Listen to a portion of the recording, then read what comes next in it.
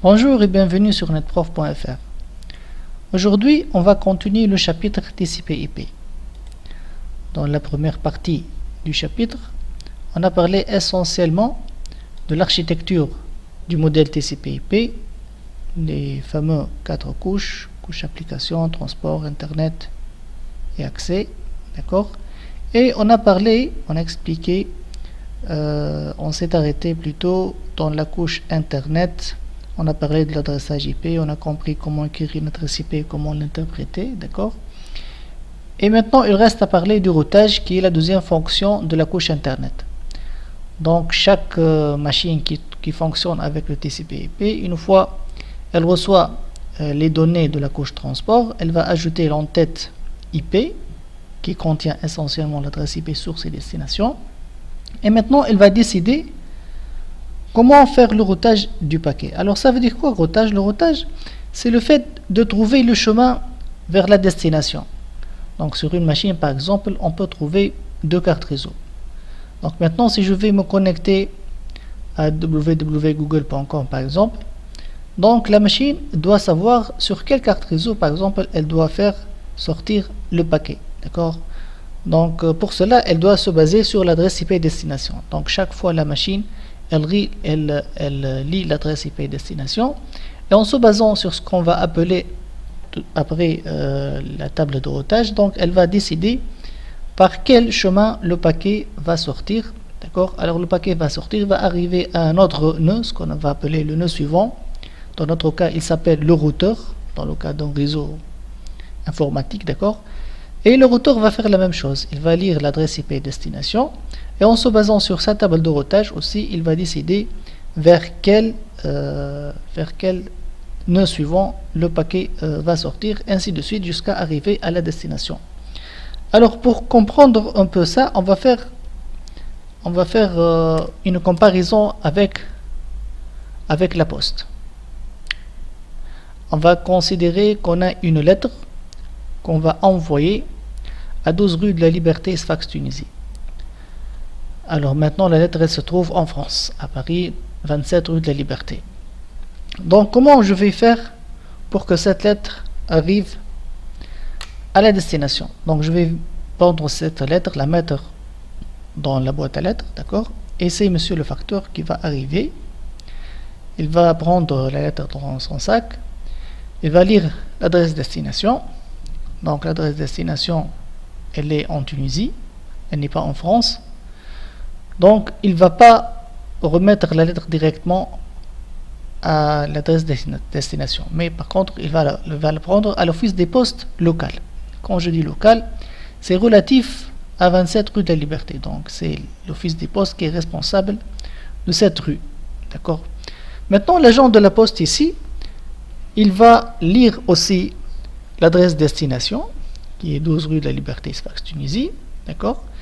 Et il va décider que cette lettre doit être envoyée vers l'office des postes central de la France, d'accord, de Paris par exemple, parce que c'est elle qui est chargée d'envoyer les lettres à d'autres pays, d'accord? Donc la lettre va être transportée par exemple dans un camion jusqu'à l'office des postes central. Ici aussi, on va faire la même chose. On va lire l'adresse destination et on va décider que cette lettre doit partir dans l'avion de Tunisair, par exemple, pour arriver à l'office des postes central de Tunisie. Ainsi de suite. Donc, vous voyez bien que cette lettre, elle traverse plusieurs nœuds dans le réseau informatique. On va appeler ça des routeurs, d'accord? Et chaque routeur va lire l'adresse destination et il va prendre une décision vers quel nœud suivant, vers quel routeur suivant le paquet va être envoyé, d'accord, pour qu'il soit reçu à la fin par l'adresse IP destination. Donc ici à la fin, le paquet va arriver à l'office des postes local de rue de la Liberté, d'accord, et c'est le monsieur le facteur qui va l'envoyer vers l'adresse destination. Donc on a exactement la même chose pour le transport des paquets TCP/IP. On a plusieurs nœuds de décision, d'accord? c'est une décision, faire la décision en se basant sur l'adresse destination logique. D'accord? Alors, pourquoi je dis logique? Parce que l'adresse destination physique, vous voyez bien que l'adresse destination physique de la lettre ici, c'est l'office des postes local. L'adresse destination physique ici, c'est l'office des postes central de la France, ainsi de suite. Par contre, l'adresse destination logique, qui est rue de la Liberté, Sfax, Tunisie, elle reste toujours la même, elle ne change pas. Donc on a la même chose pour le transport ou bien le routage des paquets TCP/IP. Donc voilà nos routeurs. J'ai ici la source et ici la destination, une machine qui a l'adresse IP 192.168.1.1 qui veut envoyer un paquet TCP/IP vers un serveur qui a l'adresse IP 192.168.5.1 par exemple, d'accord? Donc ma machine ici, elle a une seule carte réseau, je vais supposer ça, elle est connectée à un switch, d'accord? Le switch est connecté à un autre routeur, ce routeur R1 lui-même, il a 3 interfaces, d'accord? Donc ici le routeur, il peut faire le routage soit sur cette interface ou bien sur cette interface, d'accord, jusqu'à ce que le paquet va arriver à une destination. Alors maintenant on va commencer d'ici. J'ai un paquet, l'adresse IP source c'est 192.168.1.1 et l'adresse IP destination 192.168.5.1. Est-ce que l'adresse IP destination appartient au même réseau IP de la machine? Alors pour cela, il faut revoir la première partie du chapitre TCP/IP qui dit que l'identificateur du réseau ici c'est 192.168.1.0 et ici 192.168.5.0. Donc le serveur, il n'appartient pas au même réseau IP de la machine. Donc il y a une règle qui dit que si l'adresse, si deux machines ont des adresses IP qui ne sont pas dans le même réseau IP, ils ne peuvent pas communiquer directement. Ils ont besoin d'un routeur pour communiquer. D'accord?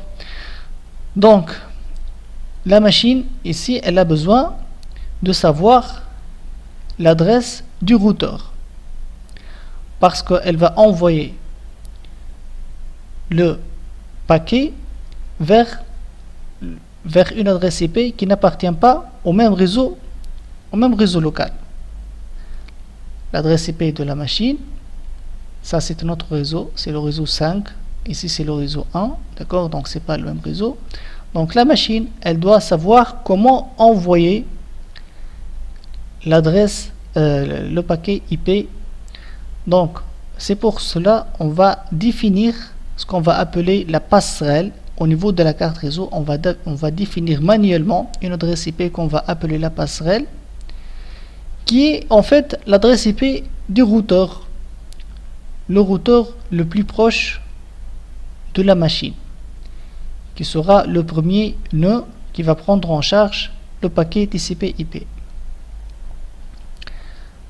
De même ici, donc la même chose, quand le paquet va revenir du serveur vers la source, on a besoin aussi de définir ce qu'on va appeler la passerelle. Donc c'est quoi la passerelle? La passerelle, c'est l'adresse IP du routeur qui va nous faire sortir du réseau local, qui est ici 192.168.1.0, d'accord? Donc c'est l'adresse IP du nœud qui va nous permettre de communiquer avec d'autres adresses IP qui n'appartiennent pas au même réseau IP local. D'accord? Donc cette adresse IP, l'adresse IP de la passerelle, c'est en fait l'adresse IP du routeur. Et plus précisément de cette interface. Je vous rappelle que ce routeur a 3 interfaces, 4 réseaux. D'accord? Donc cette carte réseau qui est reliée au réseau local, vous voyez bien ici qu'on a un switch. Donc cette interface et l'interface de cette machine appartient au même réseau local. D'accord? Et ici on a la même chose, donc l'interface interne ici du routeur R4 c'est 192.168.5.254. D'accord? Donc, on a une règle à retenir, c'est que l'adresse IP de la passerelle, elle doit appartenir au réseau local. C'est logique, puisque c'est elle qui va nous permettre de sortir de notre réseau local. Donc, elle doit être au moins connue par la machine locale. On ne peut pas avoir une passerelle qui n'appartient pas à notre réseau, parce qu'on ne peut pas communiquer directement avec une machine qui n'appartient pas à notre réseau.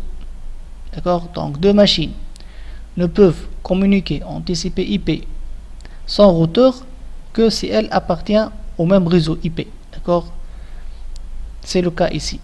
Ils appartiennent au même réseau IP, donc ils peuvent communiquer sans routeur en utilisant seulement un switch. Par contre, ici le serveur n'appartient pas au même réseau IP, donc on a besoin d'une passerelle qui est le routeur.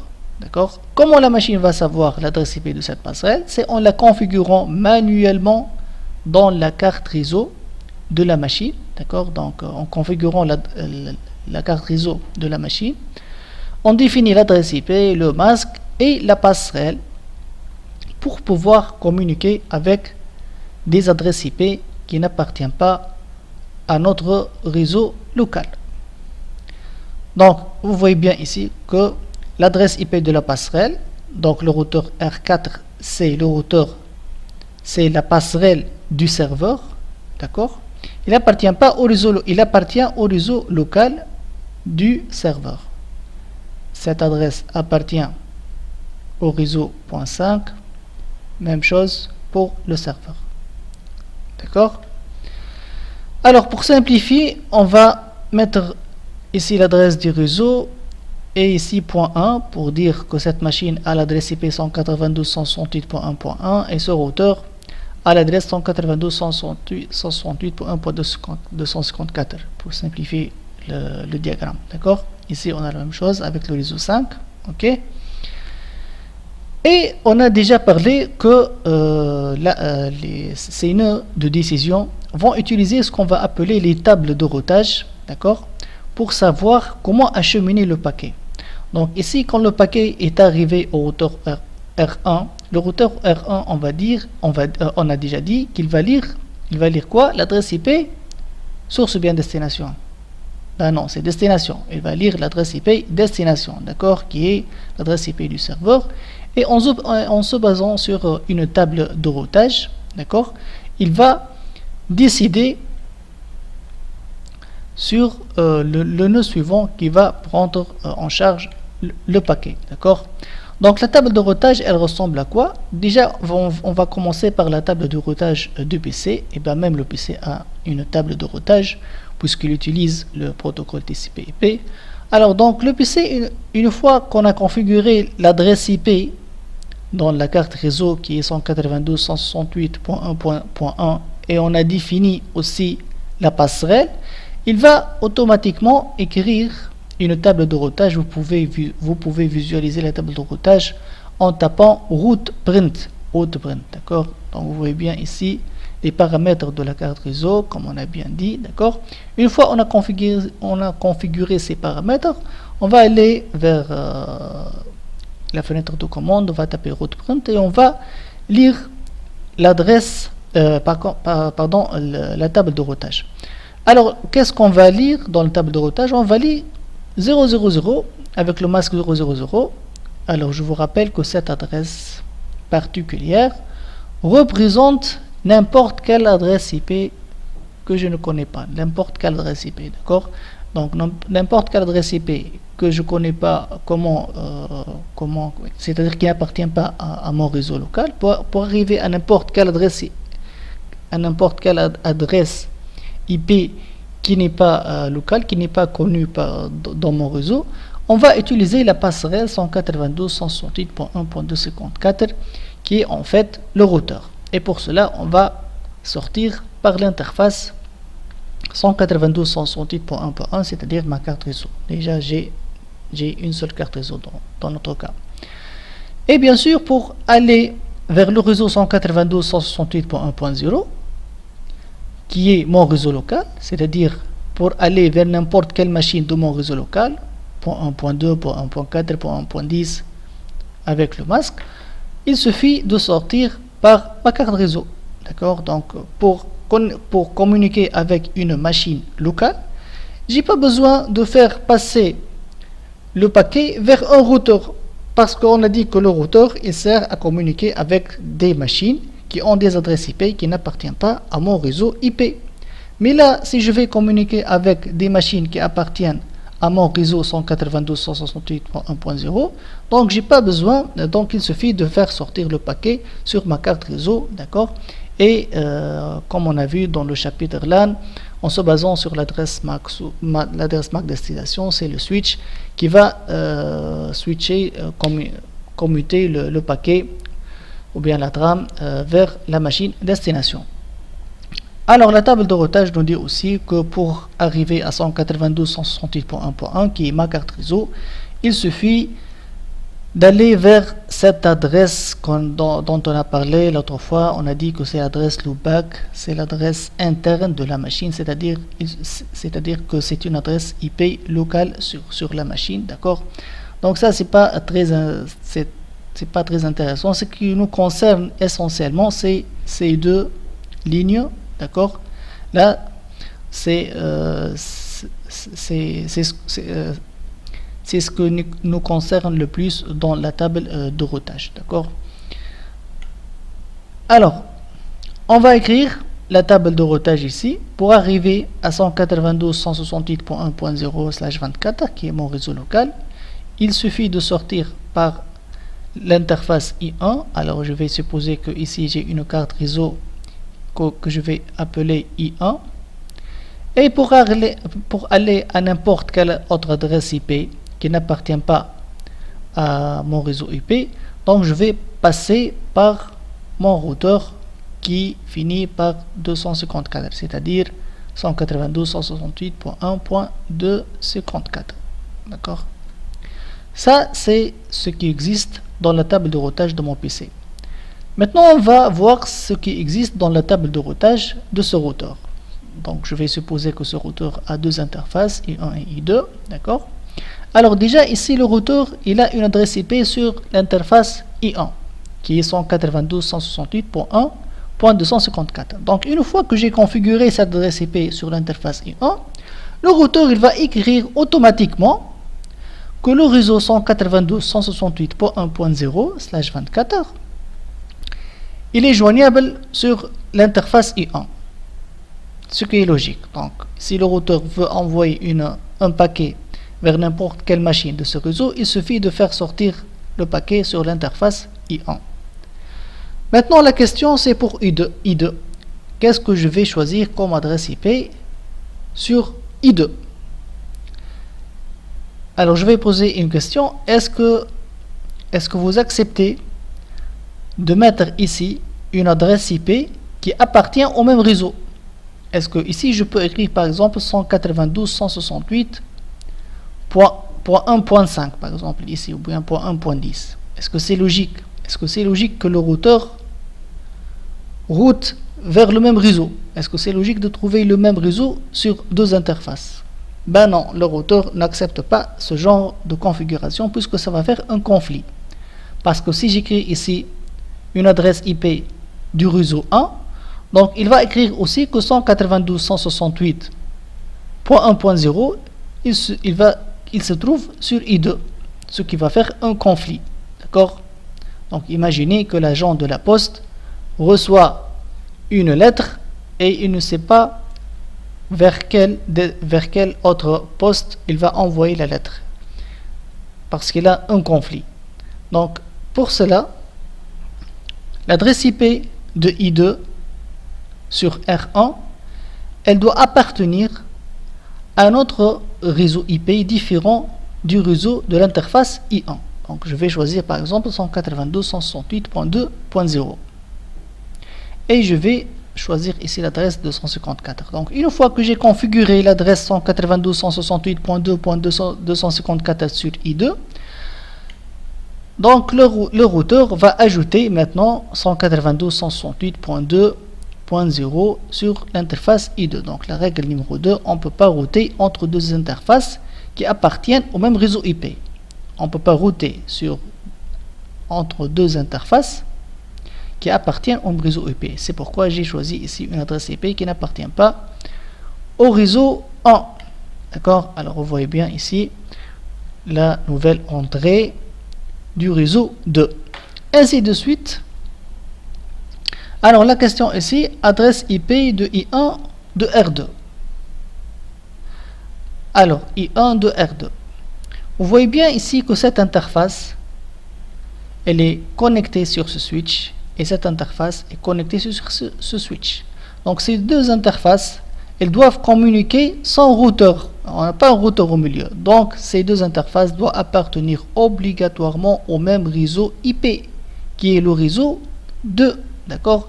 Donc ici, je dois choisir une adresse IP dans le réseau de 192.168.2.253 par exemple, ou bien, d'accord? Je vais ici vous donner une idée à quoi ressemble un routeur. Donc le routeur, vous voyez bien ici qu'on a un routeur, on a deux interfaces, voilà les deux interfaces du routeur. Chaque interface sera connectée vers un switch, d'accord? Et je vais donner une adresse IP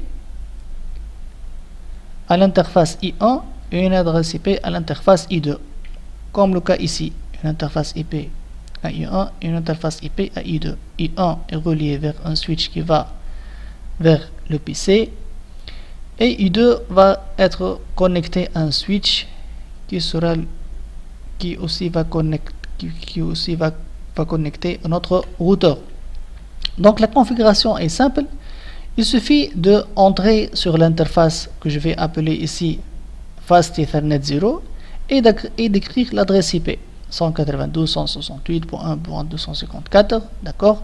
Donc vous voyez bien que cette adresse IP appartient au réseau 1, alors que l'autre adresse IP, l'autre interface, d'accord, que je vais appeler ici Fast Ethernet 1, elle appartient au réseau 2.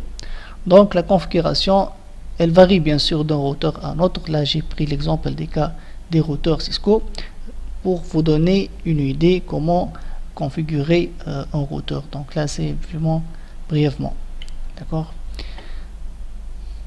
Donc je vais choisir ici 253, d'accord, une adresse IP du même réseau, le réseau 2. On va obtenir ainsi la table de routage de R2 qui est 192.168.2 sur l'interface I1, d'accord.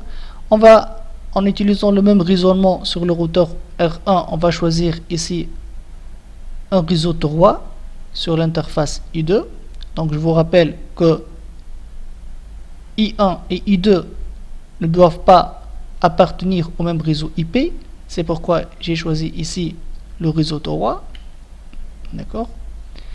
Je vais choisir par exemple ici 253. Et puisque ces deux interfaces doivent communiquer directement sur le routeur, donc l'interface I2 de R3 doit appartenir au réseau 3. Donc je vais choisir ici 254. Alors bien sûr vous comprenez que je ne peux pas choisir 253. Sinon je vais avoir ce qu'on va appeler un conflit d'adresse. D'accord, je ne peux pas avoir deux interfaces qui ont la même adresse IP. Ce qui est logique, d'accord. Et on va continuer aussi pour R3. Donc on va choisir ici le réseau 4 parce qu'on ne peut pas router entre R3 et entre le réseau 3 et ici le réseau 3. Donc je vais choisir ici le réseau 4. Je vais choisir ici 253, 254 ici, ainsi de suite jusqu'à arriver à la destination. Et on va finir par la table de routage du serveur. Le serveur, il a une adresse IP qui est 192.168.5.1.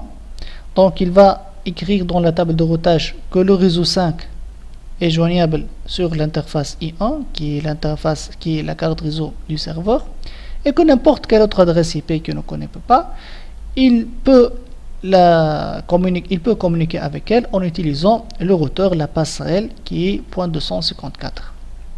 D'accord? Donc ça c'est a priori les tables de routage qui existent sur les routeurs et nos machines. Maintenant, on va prendre un paquet, d'accord, qui va sortir de ce PC et qui va aller vers notre serveur. Et on va voir comment ce paquet sera routé. Alors, comme on a dit, chaque machine va lire l'adresse IP destination. L'adresse IP destination 192.168.5.1. Est-ce que cette ligne peut nous donner une route? Ben non, l'adresse IP destination ici n'appartient pas à ce réseau. Donc cette ligne ne me sert à rien. Alors, je vais utiliser donc cette ligne qui me dit n'importe quelle adresse autre IP. Pour communiquer avec elle, il suffit de faire passer le paquet à l'adresse 192.168.1.254 qui est mon routeur, d'accord. Donc le paquet sera, il va sortir vers par ma carte réseau, il va être commuté par le switch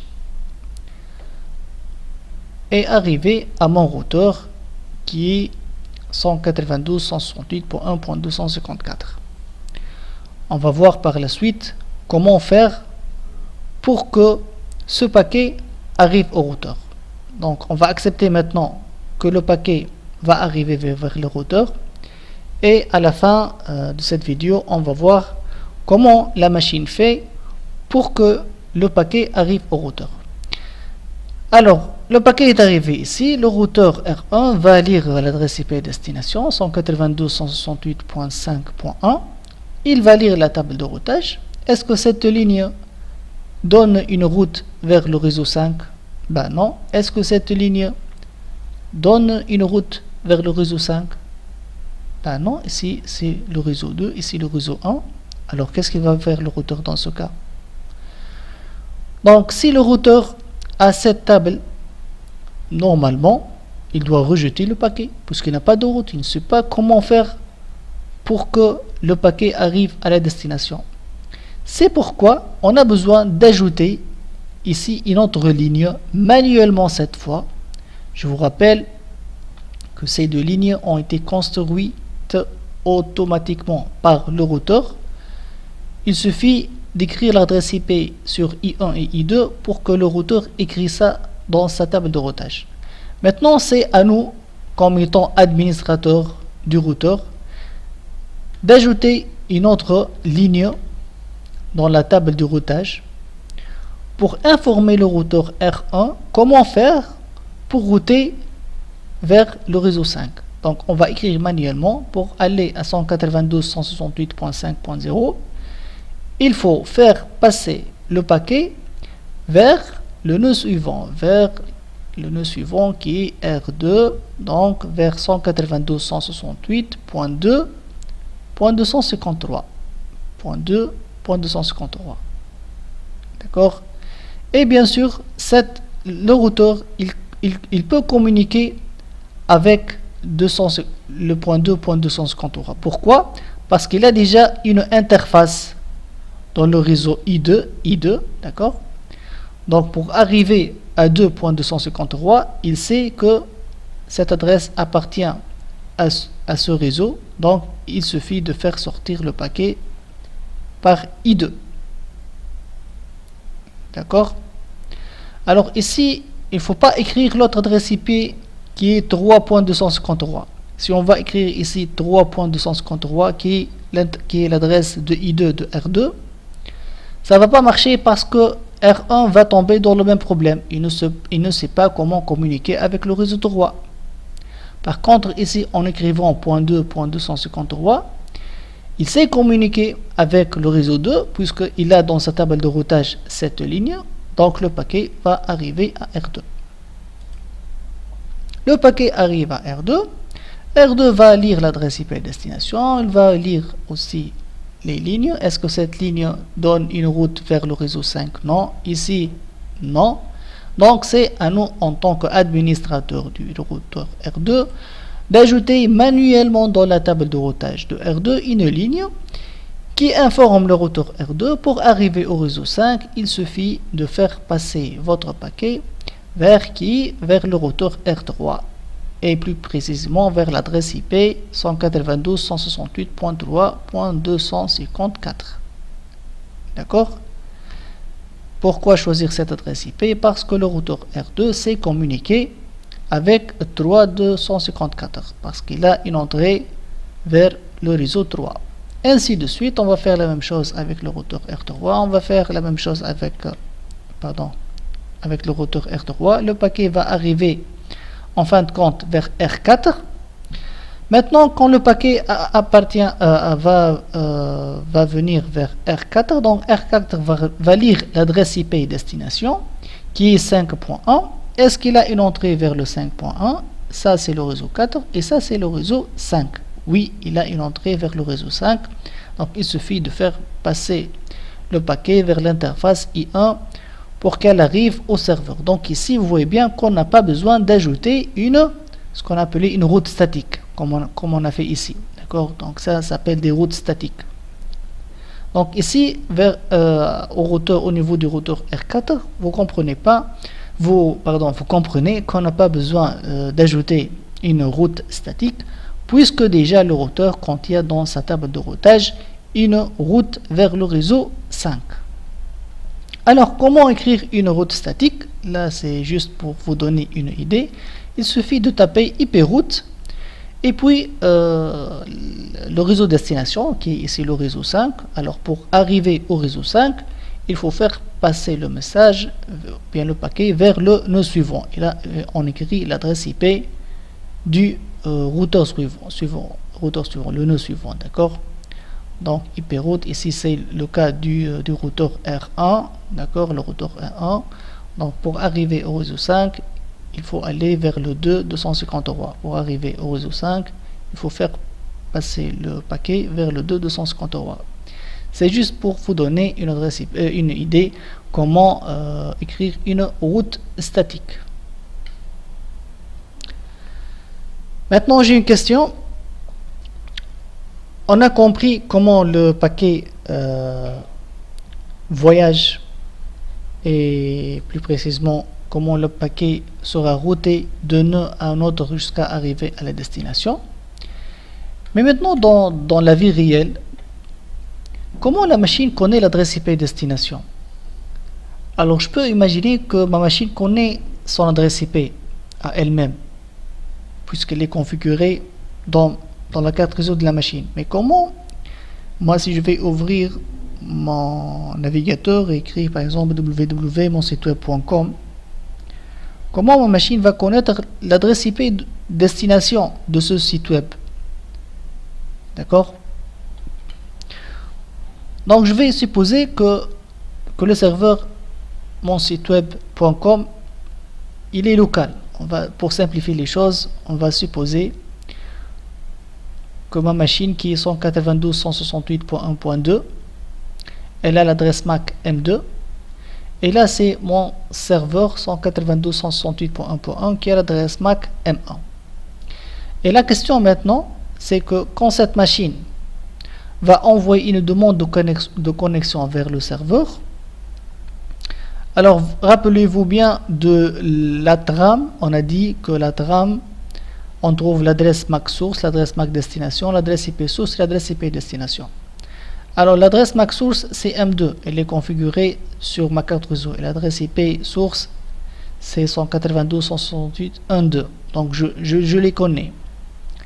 Maintenant pour faire toute cette histoire de routage, j'ai besoin de savoir l'adresse MAC du site web, puisque là je vais communiquer directement.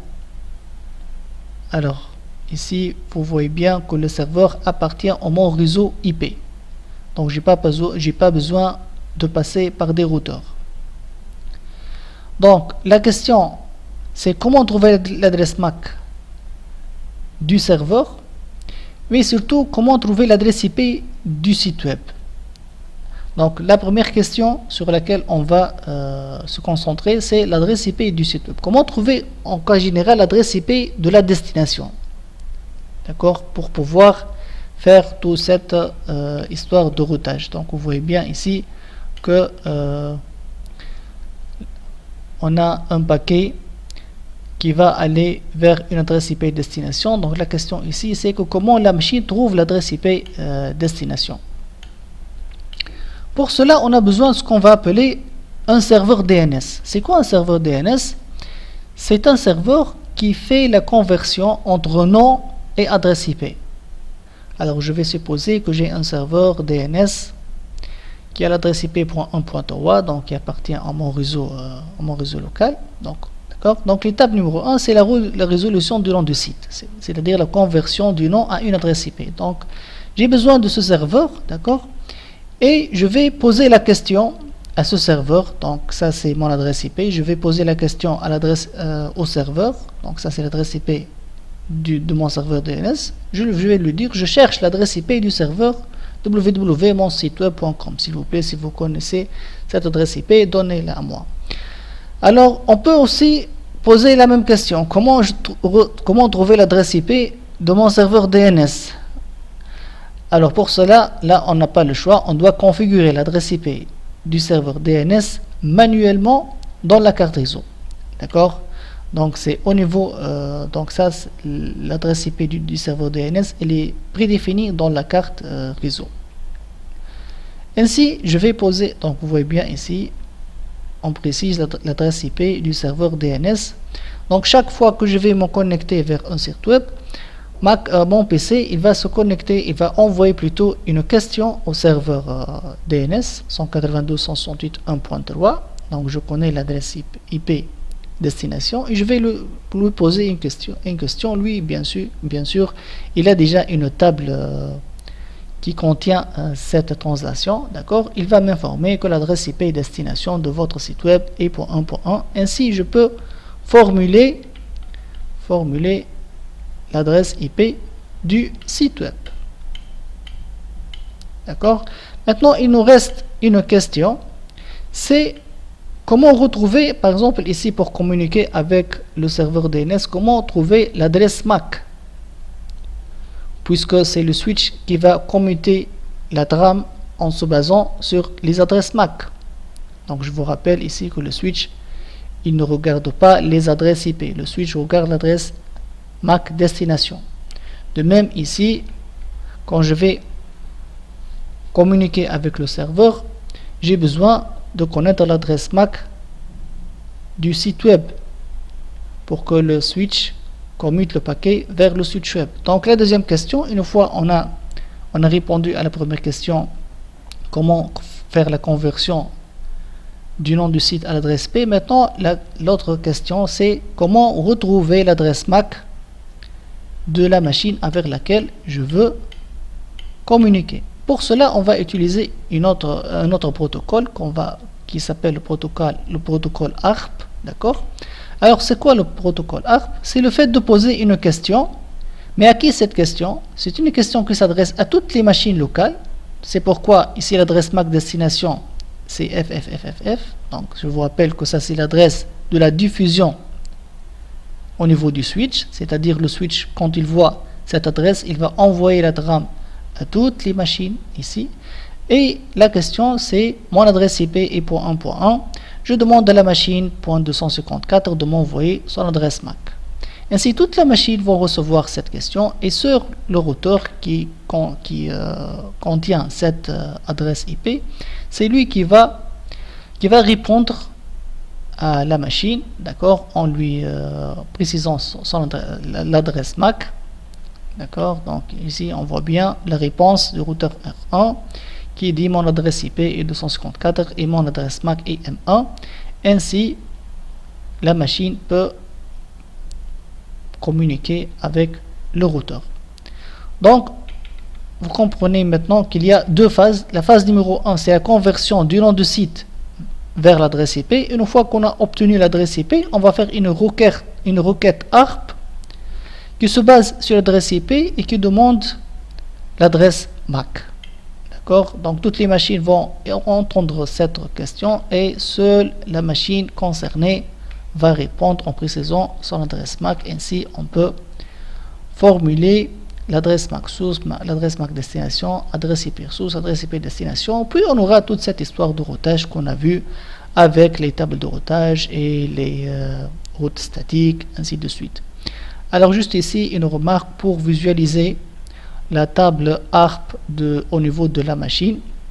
Vous pouvez taper ARP-A qui contient ce mapping entre adresse IP et adresse MAC ou bien adresse physique. Vous voyez bien ici que l'adresse MAC a été obtenue dynamiquement, c'est-à-dire par une requête de cette façon. C'est pas quelque chose qui a été entré statiquement manuellement. Voilà, je vous remercie pour votre attention. J'espère maintenant que le routage est clair et dans la prochaine vidéo, on va faire un peu de travaux pratiques. Merci pour votre attention et au revoir.